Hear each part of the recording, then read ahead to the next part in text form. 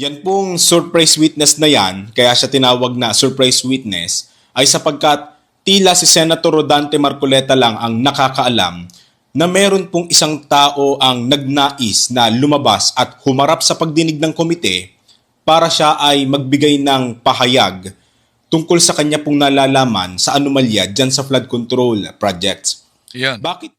Si Tinig ng Karunungan na isang kaanib sa Iglesia ni Cristo, mga kapatid. Dito parang naging abogado siya ni Senador Marcolita. Tatalakayin natin ngayon itong pahayag ni Tinig ng Karunungan. Isang vlogger, kaanib sa Iglesia ng Tatag ni Felix Manalo. Dahil batay sa kanyang talakayan, tinatalakay niya na para bang gusto niyang ipakita na nagkamali si Atty. Claire Castro. Habang sinasabing yung illegal na pahayag ni Ole Gutisa, ang surprise witness ni Marcoleta, tama daw. Tama daw. Meron pa siyang roll of evidence, pero di naman niya binanggit. At yun ay surprise witness ni Marcoleta. Pero buong publiko ang nagulat na sorpresa. Bakit? Dahil matapos yung sinabing pasabog ni Gutisa, abay, bigla na lang nawala. Di na nagparamdam. Matapos naging viral ang kaniyang pahayag na lalo na yung kaniyang notaryo na piki daw.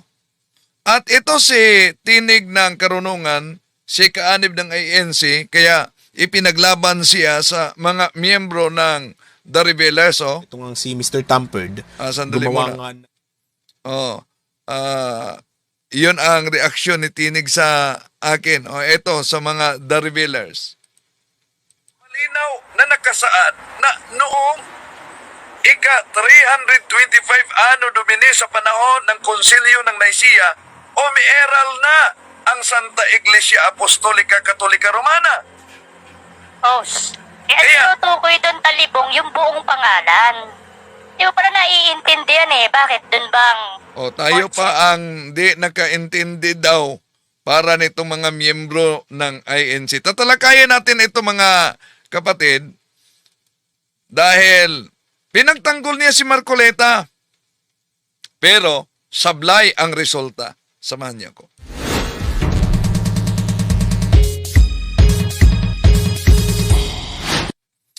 Kumusta? Welcome. Itong niyong lingkod, Brad Wendell Talibong, muling makasama ninyo sa pagkakataong ito.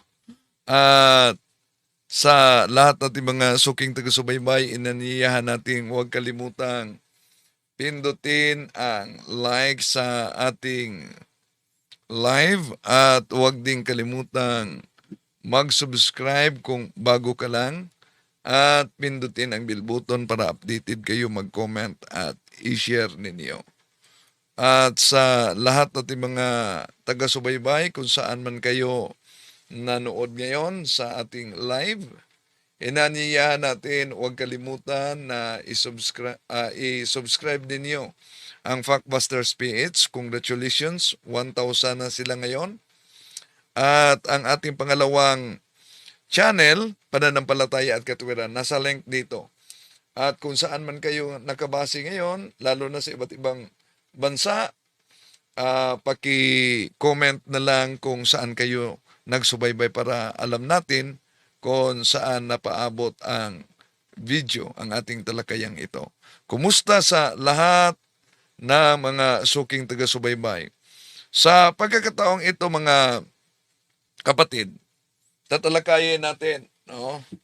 Itong nag-ala-abogado si Mr. Tinig ng Karunungan, na isang kaanib sa Iglesia ni Kristong Tatag ni Felix Manalo. Kaugnay ito sa surprise witness ni Senador Rodante Marcoleta.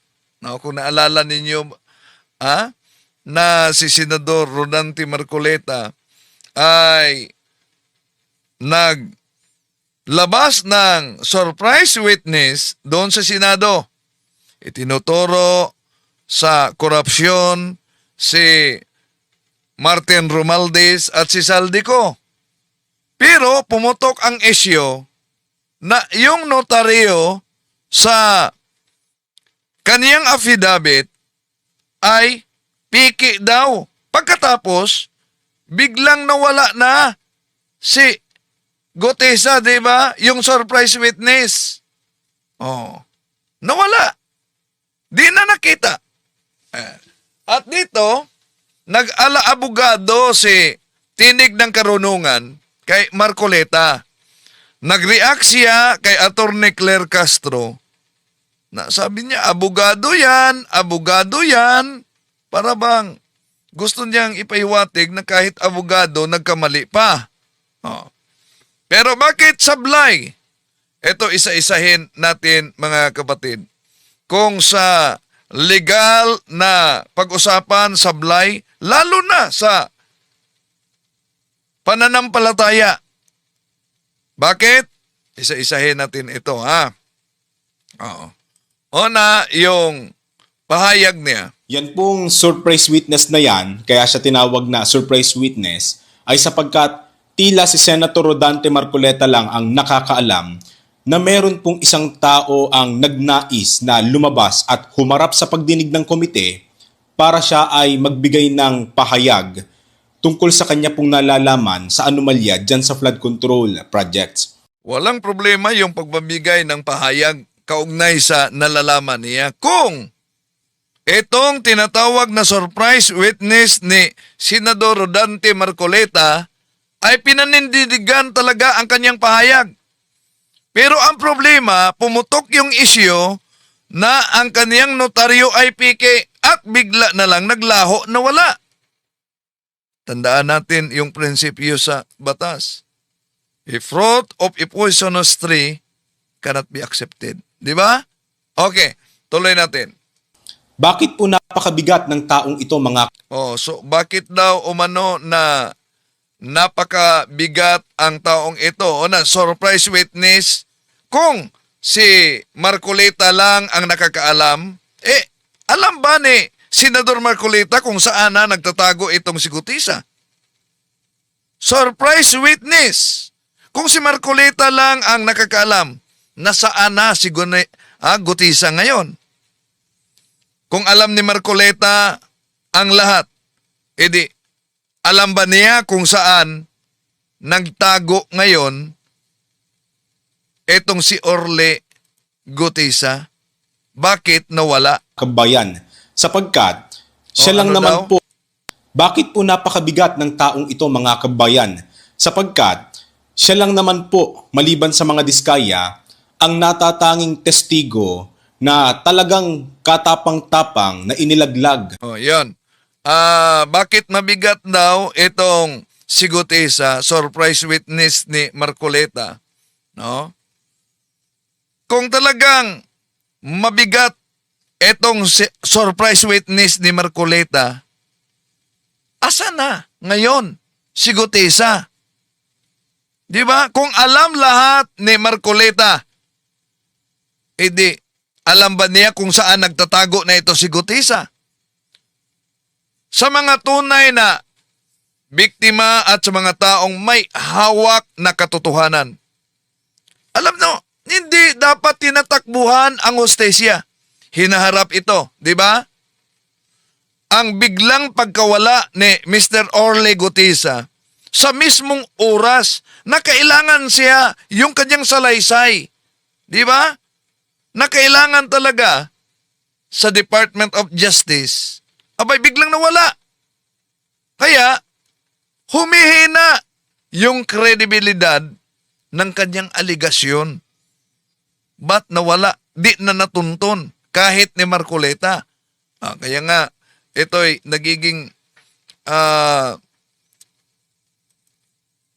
nagiging usapin talaga sa media. Ito ang bahagi na pinag-usapan nila. Sandali. Asan ba yun? Ito ba to? muli ang pangalan ni former Sandali. Hindi pala to. Okay. So, tuloy natin. katapang-tapang na inilaglag muli ang pangalan ni former House Speaker Martin Romualdez at ni Representative Zaldico na kanya pong iniuugnay sa anomalya po ng nasabing flood control. Ngayon mga kababayan, para na rin sa kaalaman ng lahat, itong testigo po na ito ay si Mr. Orly Guteza na isa pong retired Philippine Marines.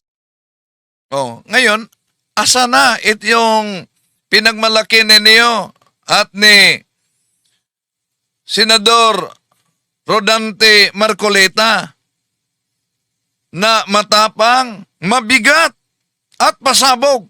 Kung may ebidensya siya, dapat ilabas niya. Kung may katotohanan ang pahayag ni Gutesa, dapat panindigan niya. Pero ang pagtatago sa harap ng investigasyon ay hindi ito palatandaan ng katotohanan. Ito ay anyong pag-iwas at sa mata ng publiko, ito ay red flag. Ito ay hindi pwedeng baliwalain, di ba? Di na natuntun ngayon. Kaya nga, hinahanap si Gutesa, asa na ba siya ngayon? Senator, missing in action si Orly Gutesa. Baka may balita ka sa former Marine. May mga kontak ka dyan sa military. Nasaan kaya siya? Madali ba siyang ma-summon kung sakasakali? Pinacheck ko na yung mga addresses at katunayan, humingi ng tulong nga yung RTC Manila.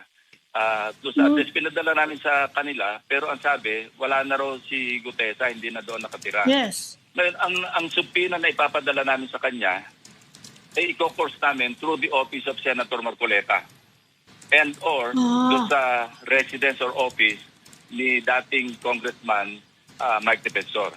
Kasi sila naman yung nag-present, lalo si Senator Marcoleta. Kaya sana alam nila kung paano makontak. Dapat. Kasi chinek ko rin yung CCTV doon sa Senado, noong araw ng pagdinig na nando si Gutesa. Dumating siya doon as early as 8:27. Pagkatapos siya may sumalubong sa kanya, dumiretso siya sa opisina ni Senator Marcoleta. Paglabas niya, diretso siya, sinamahan siya nung staff ni Senator Marcoleta doon sa gallery.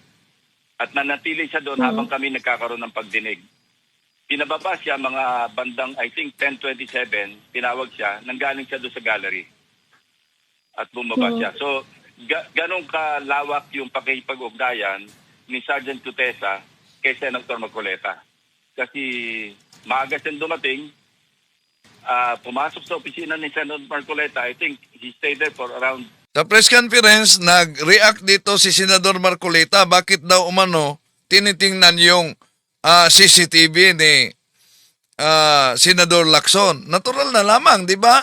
Dahil itong si Gutesa na surprise witness nila, matapos yung pasabog, biglang nawala, lalo na pumutok yung issue na piki ang notaryo sa kanyang salaysay. Kung di ako nagkakamali mga around 30 minutes.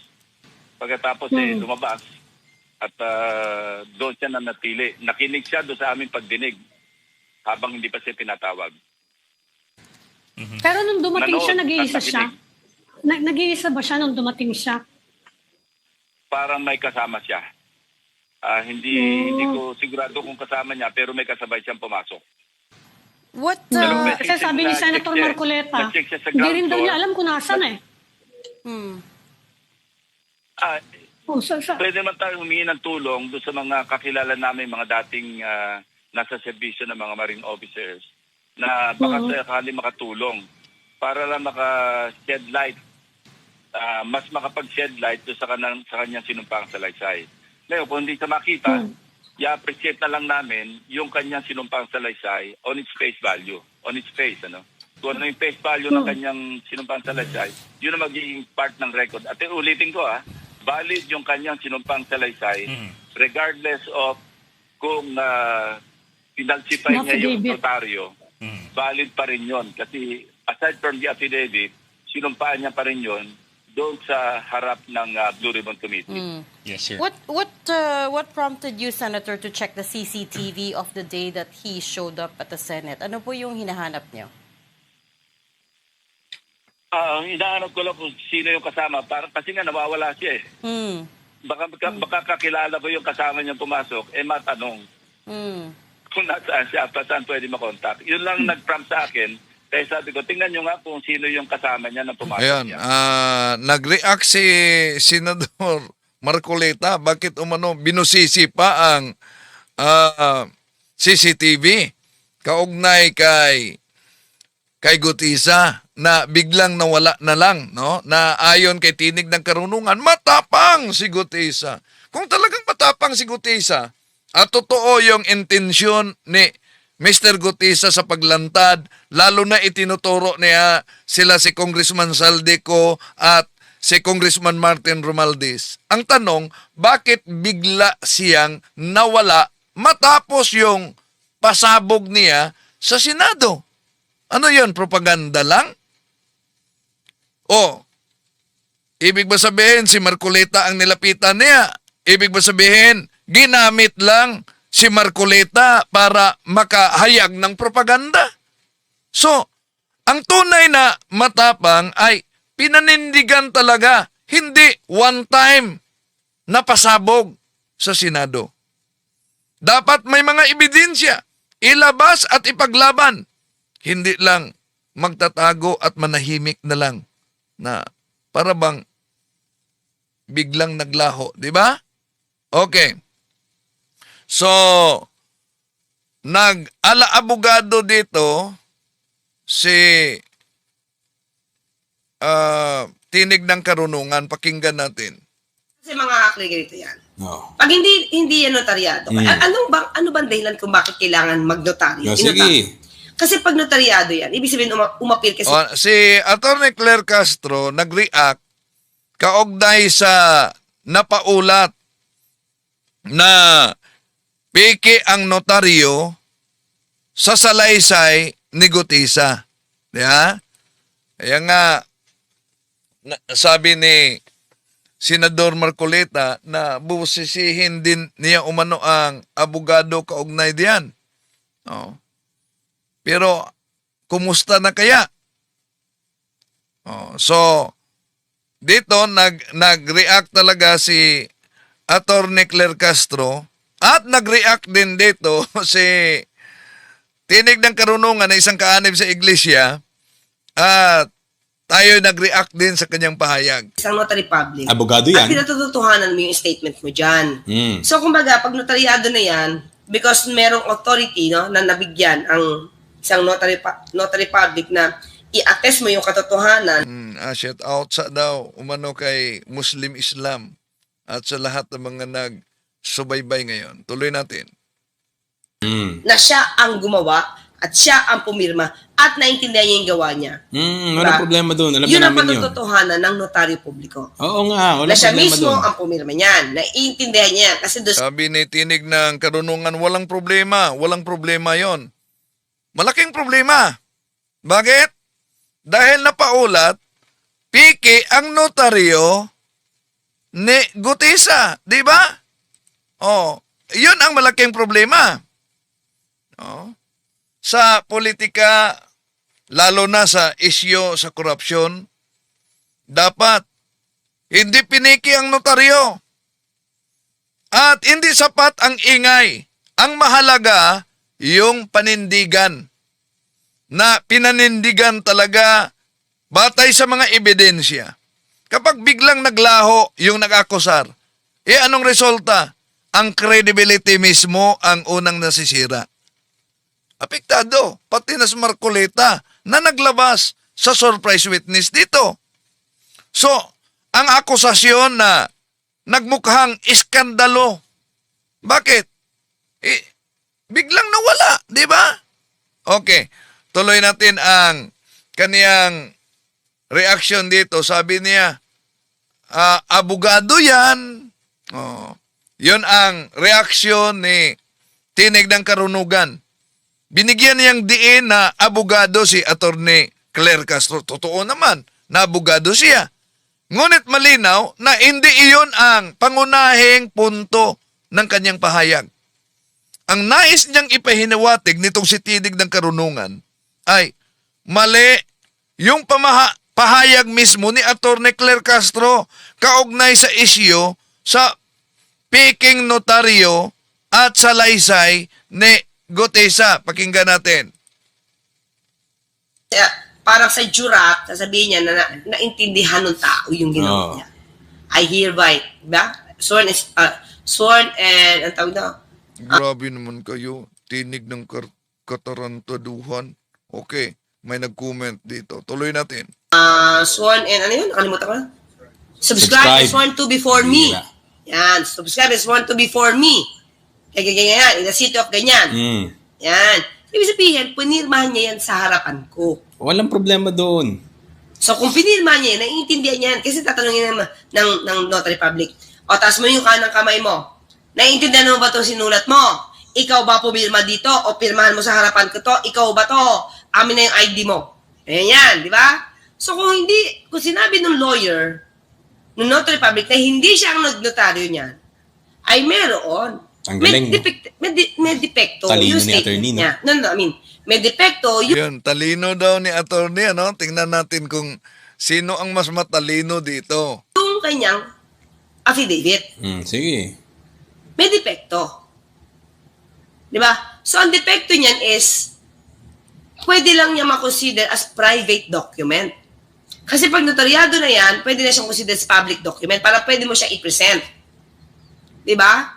Parang na-authenticate na siya na totoo yan.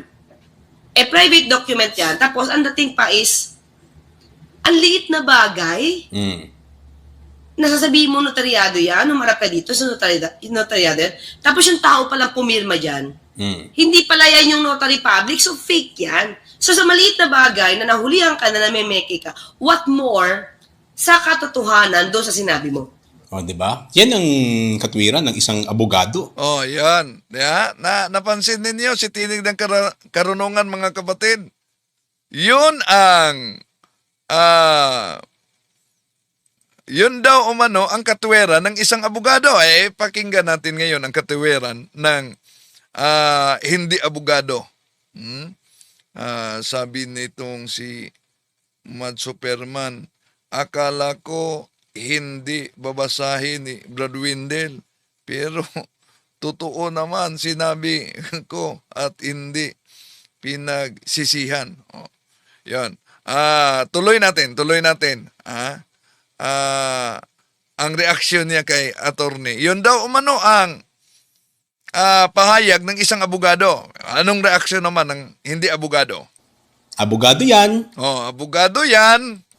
Undersecretary ng Presidential Communications Office yan. No. Official yan na humaharap sa media. Oh, opisyal. Anong pinapatanggap niya sa taong bayan? Pagka daw pineke yung notaryo, isang maliit na bagay, peke na rin daw yung testimonya. Oh. Di ba ang prinsipyo ng batas natin? The fruit of a poisonous tree cannot be accepted. Di ba? Iyon ang prinsipyo ng batas. Yung kabuuan ng affidavit, mali na naman. Oh, mali, umano. Mali. Maling-mali ka na naman doon. Under oath na si Under oath daw. Mr. Orly. Mas mabigat pa ba naman yung oral testimony kaysa affidavit? Nako, mas mabigat daw ang oral testimony kaysa affidavit. Masasagot niyo po yan, Attorney Claire, Oh, masasagot daw umano yan ni Attorney Claire. bilang isang abogada. Bilang isang abogada, bakit? Alam na alam niyo yan under the rule of evidence. Ay, under the rule of evidence daw. Pero wala naman siyang binanggit anong seksyon sa rule of evidence. Daan natin, napakamali talaga ang lohika, mali talaga ang pahayag nitong si Tinig ng Karunungan. Na yung sinabi ni Atty. Claire Castro, talagang legal, hindi lang yun opinion. Sa batas kasi, ang notaryadong salaysay ay hindi simpleng dekorasyon yan. Kapag piki o walang bisa yung notaryo, malaki, malubha talaga ang epekto niyan. So, ibig sabihin, nawawala yung tinatawag na presumption of regularity. Ibig sabihin, hindi na otomatikong pinaniniwalaan ang dokumento bilang totoo at kusa. Bakit? Kaduda-duda na ang kredibilidad ng testigo. Kung nagsumiti ng dokumento na may piking notaryo, tama lang na questionin. Kung nagsasabi ba ito ng buong katotohanan sa pagbigay ng kanyang salaysay. Pero ano daw? Nasa role of evidence daw yan. Pero di naman niya sinabi kung ano na seksyon sa role of evidence. Totoo ba yan? Na nasa role of evidence na mas mabigat ang under oath na pahayag sa Senado kaysa notaryadong affidavit. Paano? Tandaan natin, yung sa Senado hindi yun korte. Yung sa Senado ay isang investigation in aid of legislation, di ba? Yung affidavit ay kailangan lalo na sa korte, yung testimonya niya. Sa korte, kinakailangan talaga yung credibility. Credibility is everything. So kapag may mali sa formalidad,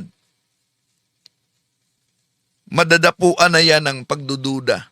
Ang kabuoang pahayag mismo sa naglabas ng testimonyo. Hindi ito moral issue, kundi isang legal issue. Hindi ito usapin ng maniniwala ba tayo, kundi kung maaasahan ba yung dokumento o formal ba na talagang may bigat dahil sinumpaan talaga yung notaryo, sinusumpaan. Yung sabi niya under oath, pareho naman. No? Ang affidavit sinusumpaan din. Pero kung under oath ka sa Senado, tandaan ninyo, may mga nakukulong. Bakit? Dahil kahit under oath, hindi nagsasabi ng katotohanan. Di ba? Okay. Anong sabi ni Tinig ng Karunungan? Balikan natin. Maling-mali ka na naman doon. Under oath na si Mr. Orly.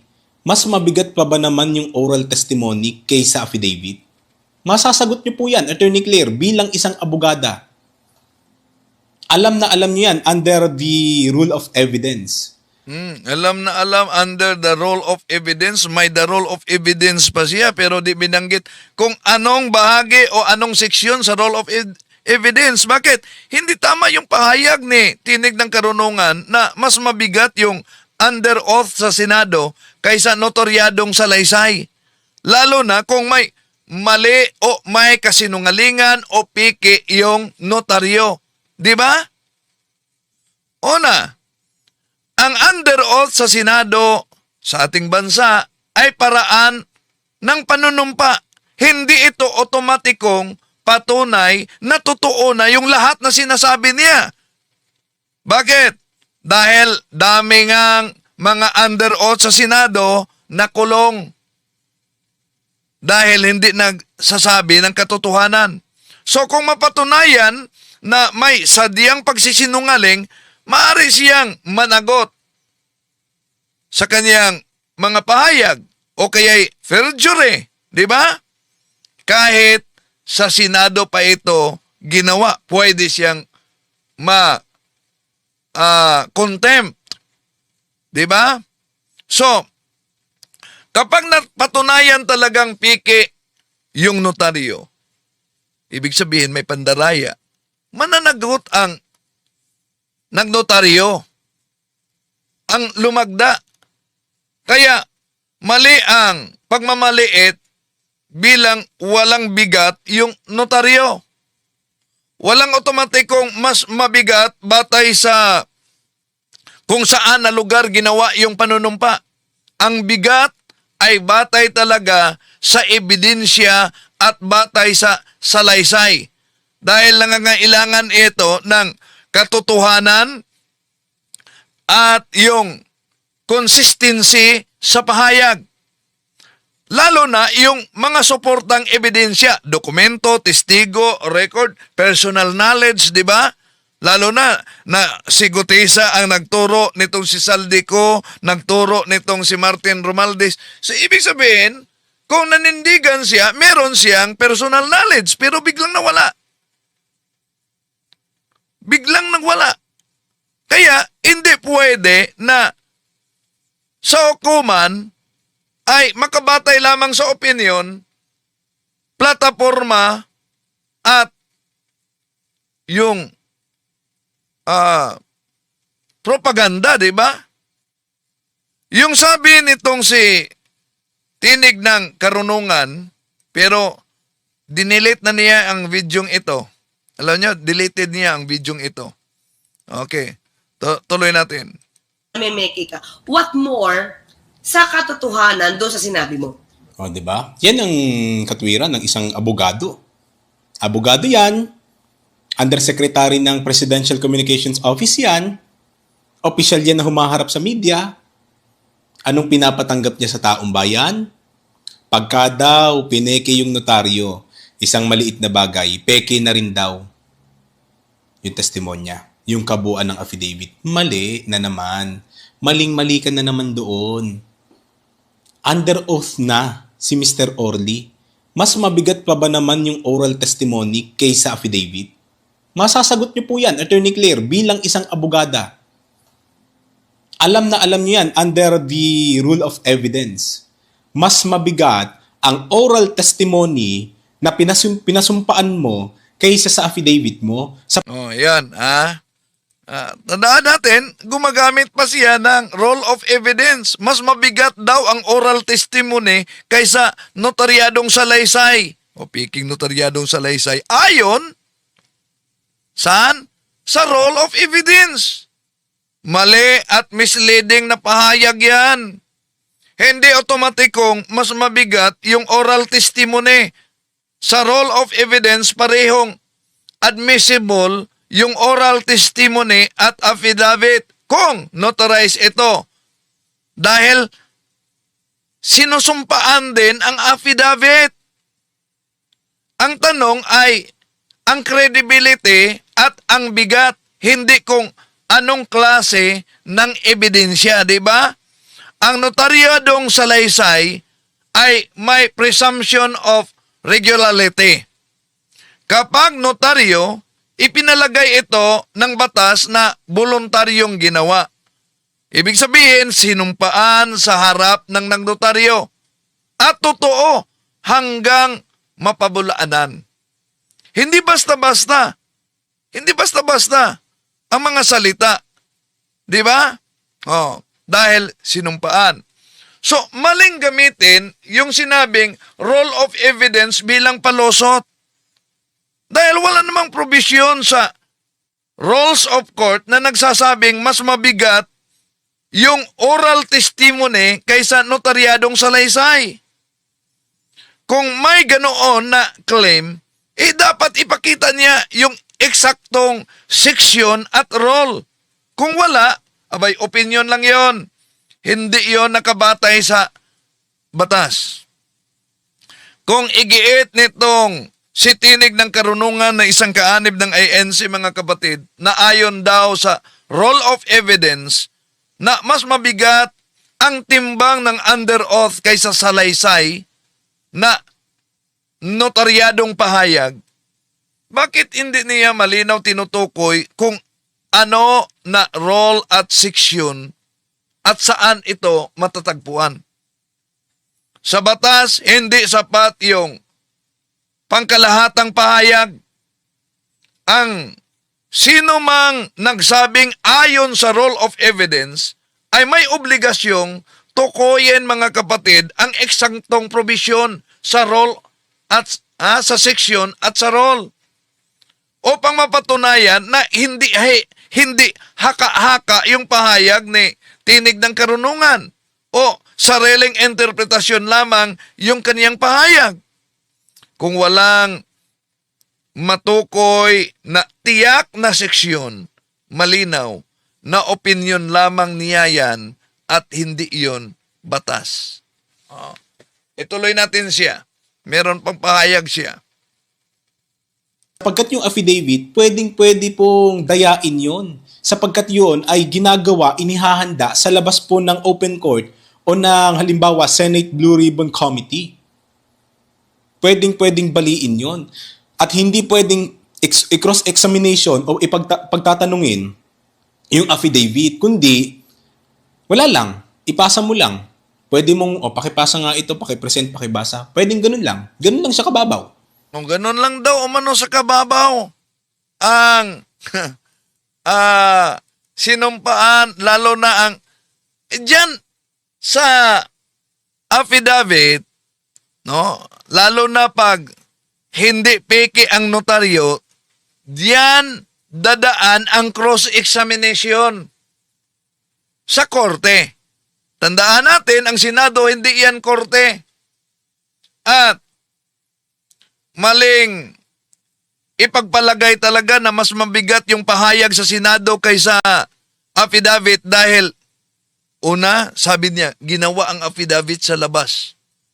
At pwede daw itong mapiki. Ang affidavit, tandaan natin, under oath din yan. Pinanumpaan yan sa harap ng notaryo. Ang problema lang, nitong kay Orly Gutesa, lumabas na piki ang notaryo.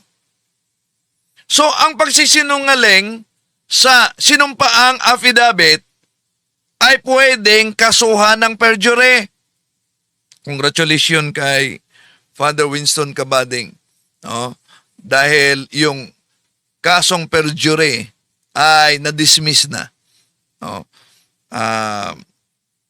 Ating tatalakayin yan mga kapatid sa susunod. So, tuloy natin. Yung affidavit, kung di yan totoo, pwedeng kasuhan ng perjury. May katumbas yan ng kasong kriminal. Hindi ito basta-basta. At hindi pwedeng dayain. Di ba? Dahil kung dinaya ang affidavit, abay, haharap ng kasong kriminal, lalo na sa kasong perjury. No. So, hindi automatic kung mas mataas ang bigat sa pahayag doon sa Senado. Ang bigat ng ebidensya ay nakabatay sa nilalaman, sa konsistensya ng ebidensya at yung suporta ng mga ebidensya. Hindi sa lugar kung saan sinabi ito. Marami ring mga testigo sa Senado ang na-contempt, nakulong. Bakit? Dahil napatunayang nagsisinungaling. Tandaan natin, ang affidavit ay pundasyon ng mga kaso sa korte. Affidavit ang pangunahing saligan para sa pagsampa ng reklamo at pag-issue ng warrant. So kung madaling dayain ang affidavit, bagsak ang buong sistema ng hustisya at malinaw na hindi totoo. So ang Senado ay isang nag-imbestiga. Nag-imbestiga. Hindi yan korte, hindi yan judicial. Layunin ng pagdinig ay gumawa ng batas o mag-imbestiga. Hindi maghatol ng pagkakasala. Sa huli, yung korte ang may kapangyarihang magpasya. At yung korte ang umaasa sa mga affidavit at evidensyang legal, di ba? Hindi tama ang pahayag na dahil sa Senado sinabi ay mas mabigat agad kaysa affidavit. Ang problema lang, ang affidavit ay peke ang notaryo. So, dahil ang affidavit at yung oral testimony sa Senado, pareho din sila na under oath. Ang dalawa at ang katotohanan ay masusukat talaga sa ebidensya, sa kredibilidad ng nagpahayag. Yeah? Pero ang problema, asan na ba? Asan na ba si Gutesa? So kung totoo at matibay yung ebidensya, wala sanang hadlang para sa, lalo na kay Senador Marcoleta, na siya mismo ang nagpalabas at siya mismo ang tumanggap kay Gutisa, di ba? Na nagturo nila ni Saldico at Martin Romualdez bilang surprise witness. Pero mukhang taktika para maghagis ng paratang ng walang buong pananagutan. Bakit? Biglang nawala. Oh. Kaya nga, ang tanong dito, ito ba ang dahilan kung bakit bigla ding nawala ang video ni Tinig ng Karunungan? Deleted ba o tinago lang niya? So, ulitin natin kung may malinaw na dokumento. Ang sinumpaang salaysay, mga kapatid, ay direktang patumay. Kahit hindi iharap ng direkta at isumiti sa tawang proseso sa korte o sa formal na investigasyon ng Senado. Ang pag-asa ng isang testigo nang hindi sinasabayan ng lantad at kumpletong ebidensya ay nagpapahina sa kredibilidad ng akusasyon at nag-iiwan ito ng hinalang ito'y politika lamang at hindi para sa hustisya. Ito'y propaganda lamang. So sa huli, ang tapang sa katotohanan ay hindi sa pagpasabog ng pahayag, kundi sa bukas at malinaw at responsableng pagharap sa ebidensya. Kahit kanino pa ito at sino pa ang ituro, di ba? Pero sa usaping kaugnay diyan na gusto niyang ipalitaw na nagkamali si Attorney Castro, malinaw siya ang sablay. At hindi lang yan. Yung sinubukan niyang sagutin ako, sablay din siya. Ito nga si Mr. Tampered, gumawa nga ng reaction video. So ang tawag niya sa akin, Mr. Tampered. So, ibig sabihin, gumagamit na agad ng tinatawag na fallacy of ad hominem. Ano ba yung fallacy of ad hominem? Ako ang tinitira, hindi yung argumento ko. Bakit? Hindi ang argumento ko at ako ang tinitira dahil batay sa kaniyang pahayag, dito pa lang, sablay na naman. Bakit sablay? Pakinggan ninyo. Na may pamagat, hala, kaanib ng INC 1914, ginamit lang daw ang INC para sa content. Ito ang sagot. Nung panoorin ko, ayun. Gaya nga ng sinabi ni Munting Kaalaman, walang kalatoy-latoy ang mga pinagsasabi nitong si Mr. Tampered. At bilang patunay, walang kalatoy-latoy daw ang aking pahayag. Bilang patunay, ano? tignan ninyo ang isang bahagi ng nasabing video. So bilang patunay ha, tingnan ninyo ang bahagi daw ng isang video, mga kapatid. Bilang patunay kung sino ngayon ang walang kalatoy-latoy. Na kung saan ay nagbigay siya ng reaksyon sa atin dito sa Tinig ng Karunungan. Sabay-sabay nating panoorin. So nag-react siya. At alam nyo ba na itong reaksyon din niya sa akin bilang sagot ay dinilit niya ang video niya. Bakit? Bakit nawala? Bakit deleted? Okay. Tuloy natin mga kapatid. Sabi ni Manuel Jan Torrendez, totoo naman talaga, Mr. Tampered. Ikaw, sablay, talo. Naman kayo sa debate. Talibong. Ay, talibong pala. Dapat pag-isipan mo kung pawang Tampered lang umano ang tawag nila sa akin, bakit kayo umanib sa Tampered na sikta? Di ba? Sige, Pakinggan ninyo itong vlogger ninyo. Sino ang sablay? Ha? Ang tanong, kung ako ang sablay, bakit ang kanyang mga video ang binura? Bakit nawala? Aber? Bakit? Pangalawa, pakinggan ninyo sino ang sablay ngayon. Mga kapatid, mga kababayan, na yung mga aral naman na yun ay nakatala naman sa banal na kasulatan. Ang aral daw nila'y nakatala sa banal na kasulatan.